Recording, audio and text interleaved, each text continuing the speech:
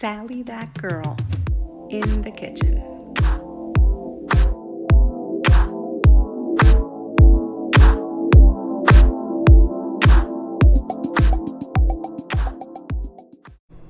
Hi everyone, and welcome to another episode of Sally that girl in the kitchen. In today's episode, I'm going to teach you how to make Pastelicos, Sephardic Mini Meat Pies. They are adorable, and of course, they are so delicious, and they're a perfect appetizer or just a little snack, and they really hit the spot. Why? Because they're made with a perfectly flaky dough, and they're stuffed with seasoned ground beef, and they have a slight coating of sesame seeds on top. They are incredible. So let's not wait another second, and let's get started. For the dough part of today's recipe, you will need 5 cups of all-purpose flour, 1 cup of oil, I use vegetable oil, 1 cup of warm water, 1 teaspoon of salt, sesame seeds as needed, and 1 egg for an egg wash. And for the filling part of today's recipe, you will need 1.5 pounds of lean ground beef, 1 small yellow onion, 2 cloves of garlic, 2 tablespoons of onion powder, 1 teaspoon of garlic powder, 1/2 teaspoon of paprika, 1/4 teaspoon of cumin, 1 teaspoon of salt, some fresh ground black pepper to taste, a drizzle of extra virgin olive oil, and 1 tablespoon of tomato paste.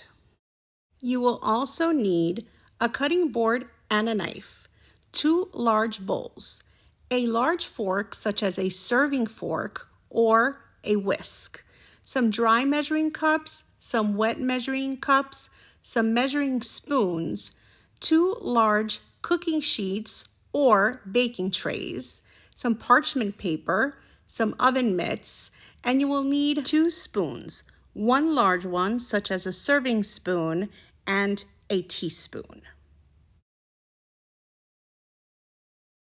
You will also need a skillet with a lid and either a wooden spoon or a silicone spatula, whatever your preferred stirring utensil is.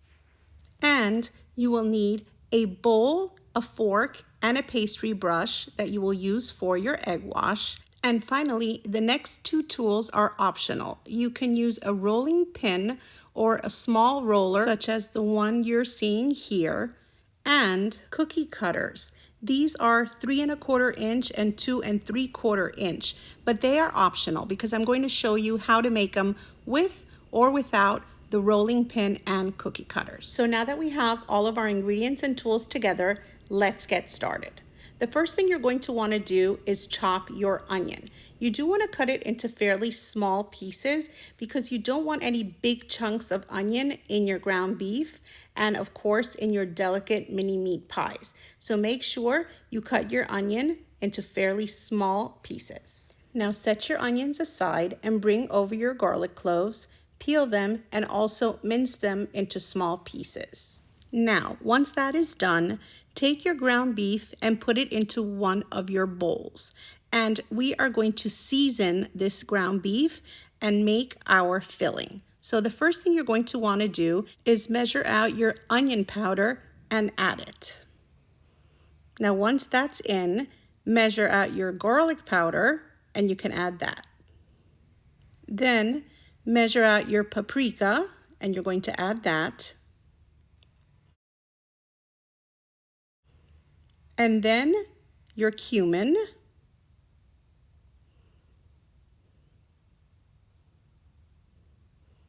Then your salt.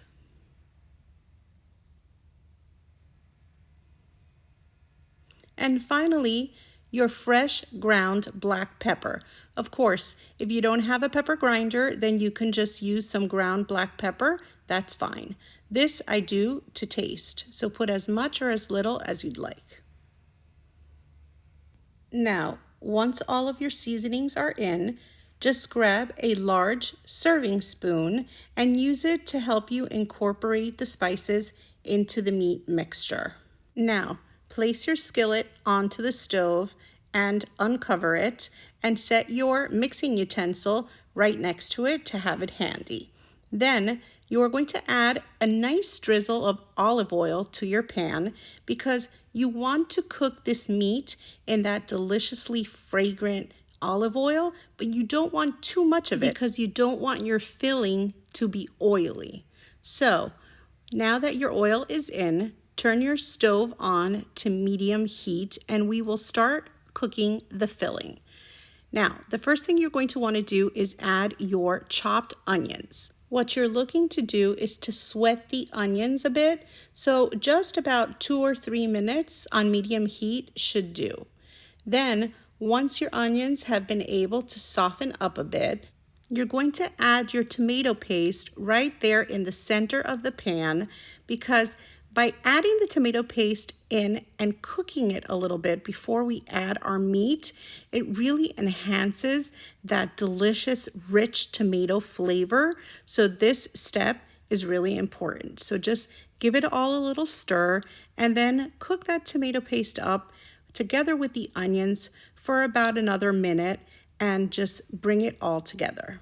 Now, open up some room in the center of this mixture and we're going to add your minced garlic. All you're going to want to do with the minced garlic is also just cook it for about a minute. We just want to make this onion mixture flavorful and we want that garlic to just release all its delicious flavor and aroma. So just warm it up a little bit for about a minute and then incorporate it with the onions, the tomato, and the olive oil.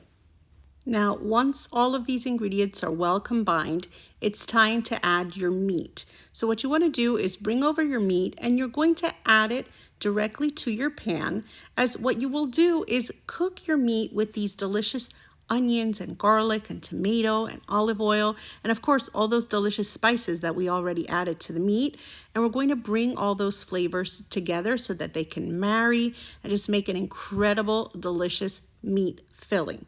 So just bring the meat over and of course using your wooden spoon or whatever your preferred utensil is, just break up the meat as it warms, as it starts to cook.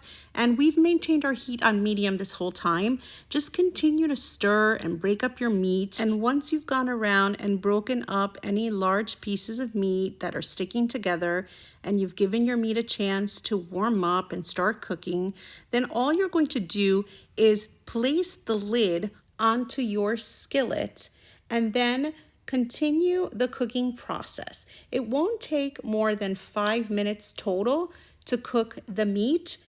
Of course, your stovetop may not run as hot as mine, so just make sure that the meat looks cooked to you, and once it does, then it's time to turn your heat off.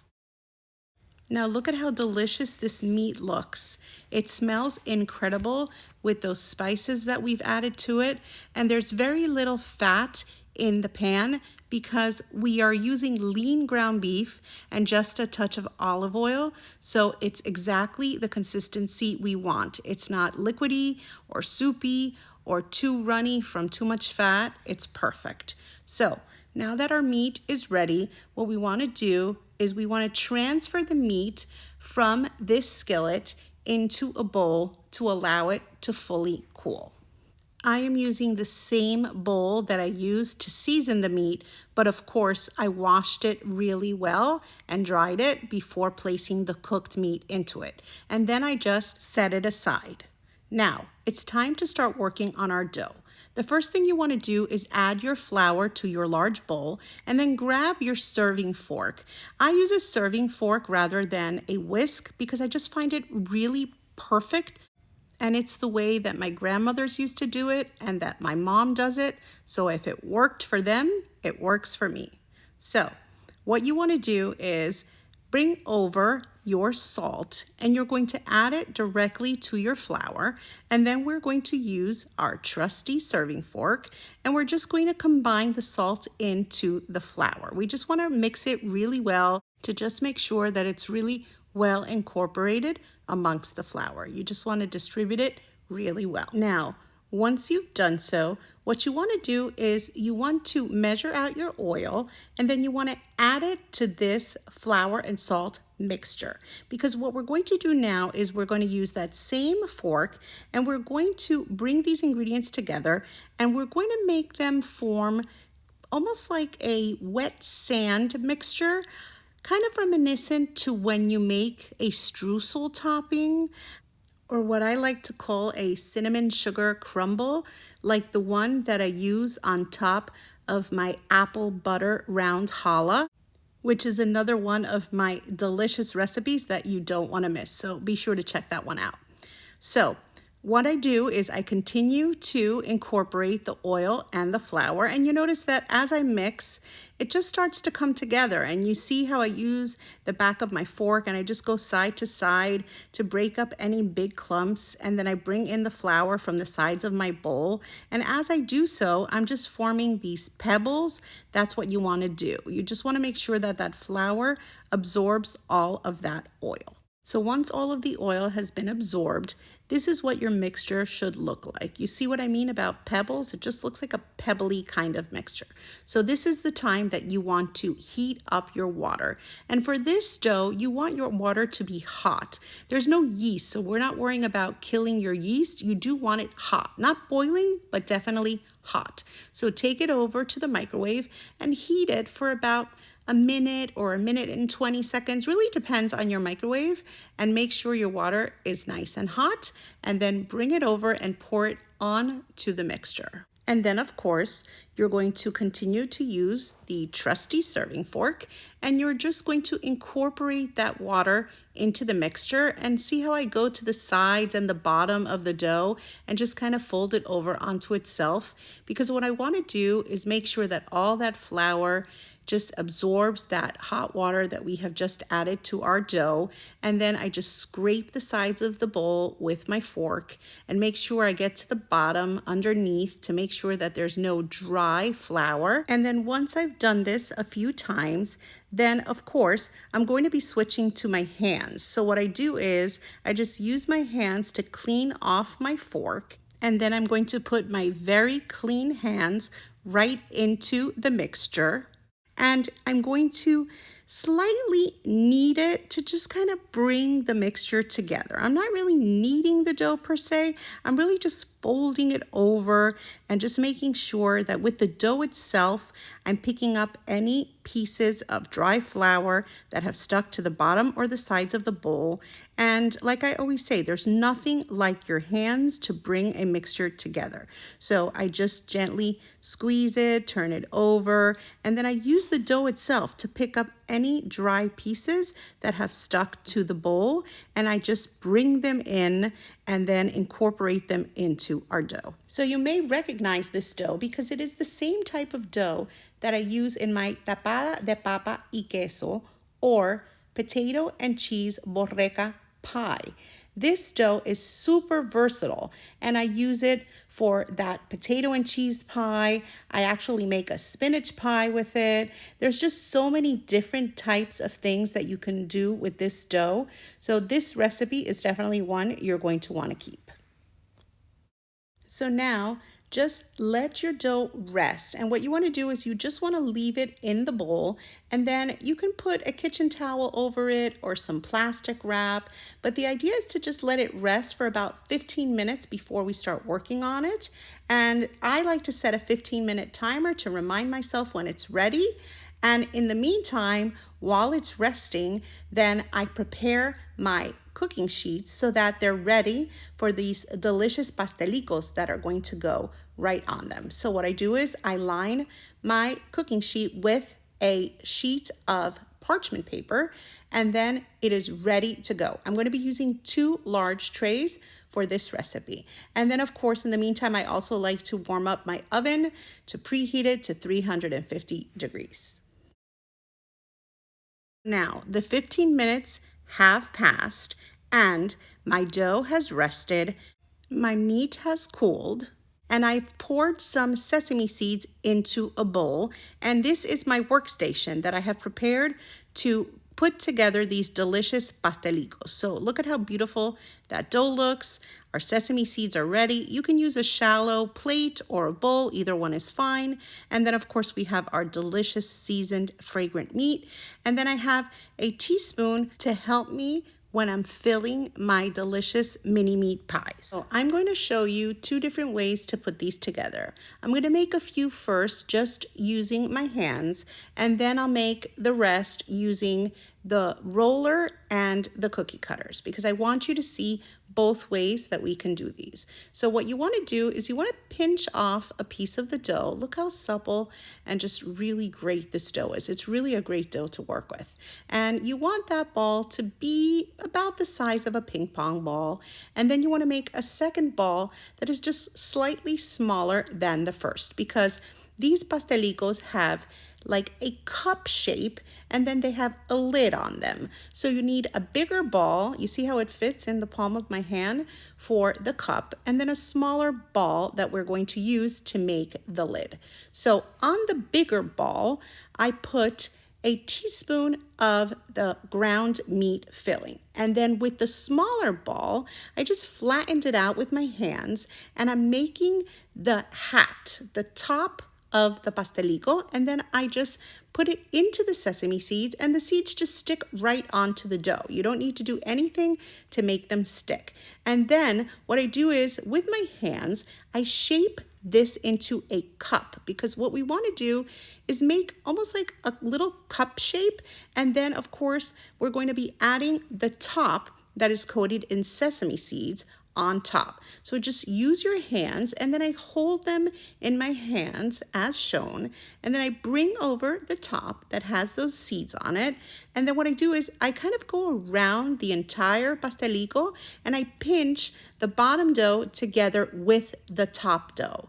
And then I just kind of spin it around as I go. And you see the bottom is just kind of this little cup shape. And then I just pinch those two doughs together. And then what I'm going to do is I'm going to make a fluted edge. I'm just going to pinch and fold, and then I'm going to go all the way around, and I'm going to make a really pretty fluted edge onto the mini meat pie. So all I'm doing is pinching and then folding and pinching and folding, and you go around, and then you just turn your pastelico as you work. And then don't worry if they're not perfect, because I've made these many times and I still don't make them perfect. They don't have to be perfect. They are going to be delicious whether you get the perfect shape or not, whether the fluted edge turned out well or not. It really doesn't matter. The idea is to pinch the two doughs together so that the meat does not escape while it is baking. And so it doesn't have to be perfect. You don't have to stress. And I must say, they look really cute. They're just this adorable little pie that is just really great to serve. So let's make a few more so that you see the process again. And then of course, I'll switch to using the rolling pin and the cookie cutter. So just as I did before, remember we want two, one of them larger, one of them a little smaller. See how it fits in my palm, and that one's just a little smaller. And then I just flatten out my dough, and the larger one is going to take the meat, and then the smaller one is the one that I'm going to dip in sesame seeds. So just flatten it out with your fingertips and take the smaller circle, and then you are just going to dip it into your sesame seeds to give it a coating of sesame. And then you are going to want to fill the larger circle with your meat filling. You can do it right on your counter, or you can grab the dough in your hands and then just start making that little cup shape. And then, of course, we're going to fill it with some of that delicious ground beef filling. Now, if you have a hard time making the cup shape, it's okay. You can even make these flat. It doesn't matter, because it's not going to affect the flavor of your pastelico. It's going to bake up just as beautiful. It just will have a flatter shape, and that's okay too. But if you want to make the cups, then of course, just hold the dough in your hand and then fill them with the meat. And then when you put your hat on, then of course you're going to flute the edges. And if you wanted to go flat, then you could even just press the edges down with a fork, which is a lot easier than fluting the edges, especially if you're not experienced. You may want to do it that way. And believe me, they're going to be just as adorable and just as tasty. So as you saw, I put my hat on top, and then I'm just going around and I'm pinching the lower dough and bringing it together with the upper dough, because I want to just kind of bring those two pieces of dough together. And I just gently go around and around on my hand. And then I just start the process of folding and pinching and folding and pinching. And I go all the way around the circle to create that beautiful fluted edge. And as I said, there are other options, so don't stress. This is supposed to be fun, and they're going to be adorable and delicious no matter what you do. So just fold and pinch as you go around, and then you just make that beautiful pastelico shape. They really look super cute. It's just this mini pie that's just absolutely adorable. So now, this time I'm going to show you how to make one using a rolling pin or a small roller and your cookie cutters. So of course, the process is very similar. You're just gonna grab a piece of dough, and then you're just gonna use your fingertips, the palm of your hand or the heel of your hand, and just flatten it out onto your counter, and then grab either your rolling pin or your small roller, and then just use it to help you stretch it out so that, of course, the dough is a bit thinner. And then what you want to do is you're going to use your cookie cutters to help you make those shapes. Instead of shaping them by hand, you're just rolling your dough and then you're cutting your shapes out. So of course, the larger cookie cutter will be the one that you use for the base to make the cup where you're going to be putting your meat. And then of course, you are going to be using the smaller cookie cutter to make your top, or what I like to call the hat. So of course, it's the same exact process. You just take your dough, ball it up in your hands, put it on your counter, press it down, and then roll it out either with your rolling pin or with the small roller, and then turn it as needed. Just flatten it out with your fingertips, and then you're going to use the other cookie cutter. So one is for the base and the smaller one is for the top.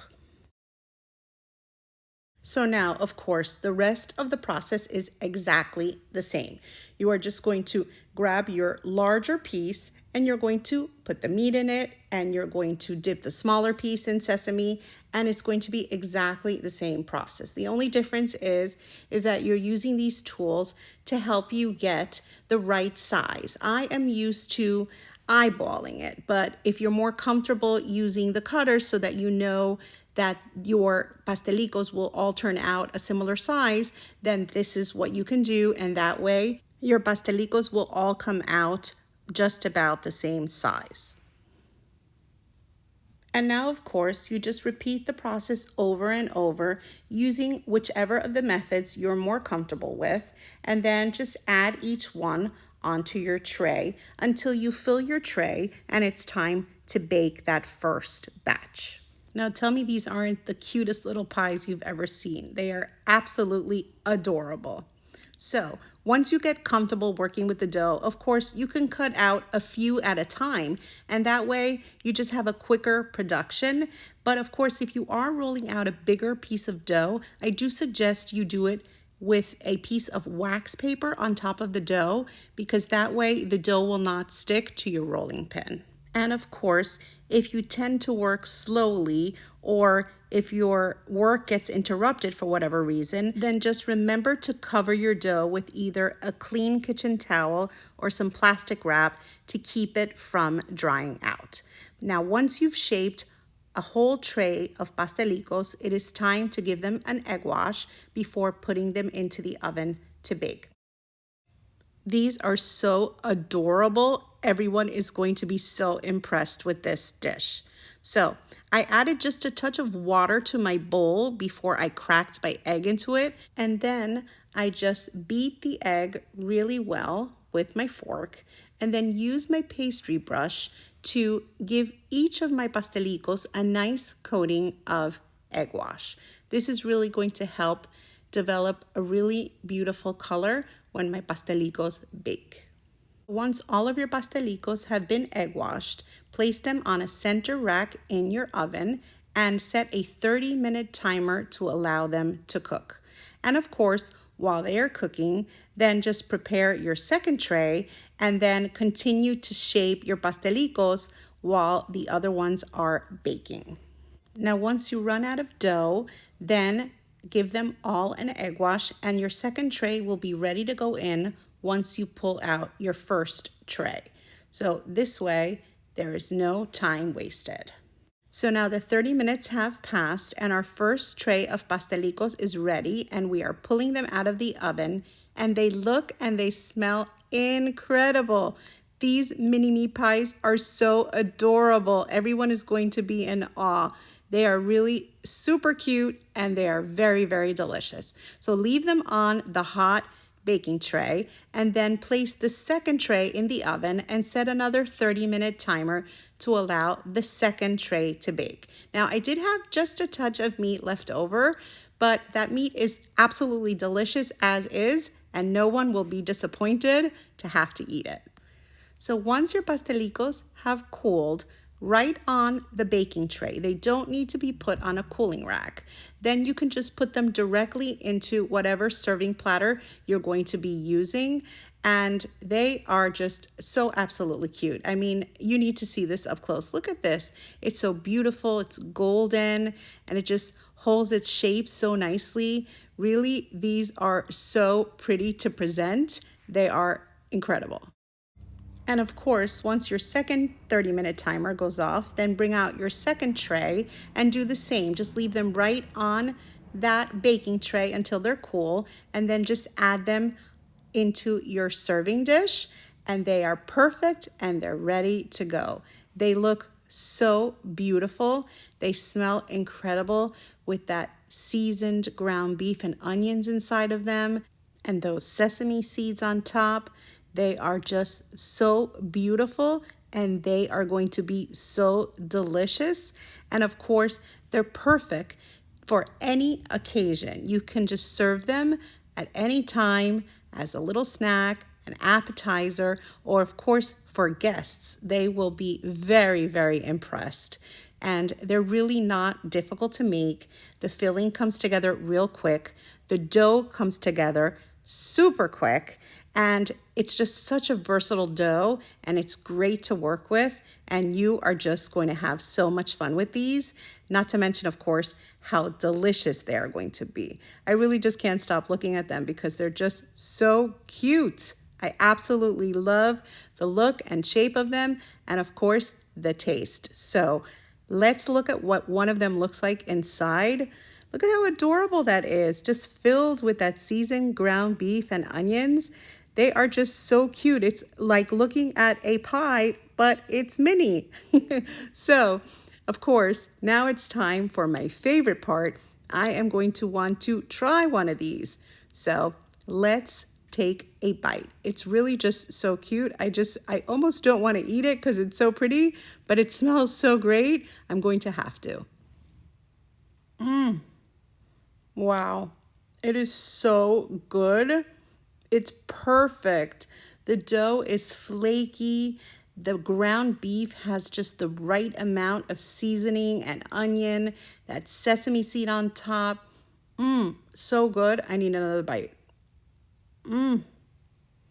Wow. It is just so perfect. You are going to want to make these because they are so good. You are going to love them. And of course, they're so cute. They're just delicious. That seasoned meat and that flaky dough, it's just perfect. Wow. Really, wow. They are just so great. There aren't enough words to describe how incredible they are. Look at that incredible meat running through it, and that flaky crust is just perfect. It just breaks apart and it's just flaky with that yummy texture. Just perfect. I wish you could really just appreciate how light and flaky they are. They're great. So how incredible do these look? You are really going to want to try these. And if you're anything like me, I'm obsessed with all things mini. I think it's the little girl in me. I just love that little mini size. They are the perfect bite. Not that you're going to want to stop at one bite because they are delicious. You are going to love them. Trust me. No, better yet, don't trust me. You're going to have to try to make this recipe yourself. And of course, if you've enjoyed today's recipe, don't forget to like, comment, and share. Sharing really helps me have more people see my delicious recipes, and I really appreciate when you do it, so thank you so much. And of course, if you haven't already subscribed to Sally, That Girl in the Kitchen, please subscribe and touch that little notification bell so that you don't miss out on so many incredible recipes that I still have planned for you. And if you're not following Sally, That Girl in the Kitchen on social media, please do. You can find me on Facebook, Instagram, Twitter, and Pinterest. Thanks for watching. See you next time. Sally, That Girl in the Kitchen.